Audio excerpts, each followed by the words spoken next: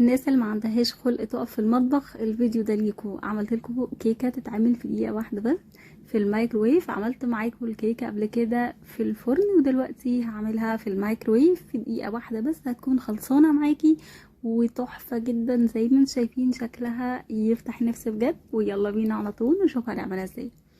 اول حاجه هحط معلقتين دي. ثبتي اي معلقه عندك زي ما انت عايزه. ودلوقتي حطيت انا معلقتين دي، ودلوقتي هحط معلقه سكر واحده.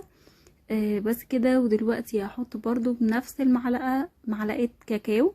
الكاكاو عندي مر. ودلوقتي حطيت ربع معلقه بيكنج باودر او 1 جرام. ودلوقتي هديهم كده تقليبه مع بعض بحيث ان كله يتجانس مع بعضه. ودلوقتي هحفر حفره كده في النص وهبتدي ان انا انزل اللبن. حطيت 3 معالق لبن. بعد ما بحط اللبن بحط الزيت. حطيت معلقه زيت واحده. وبعد كده هبتدي ان انا اخليهم يتجانسوا مع بعض كده كويس جدا. اي نوع شوكولاته عندك يتحط. دلوقتي نزلت بالزيت. انا حطيت شوكولاته يعني نوتيلا.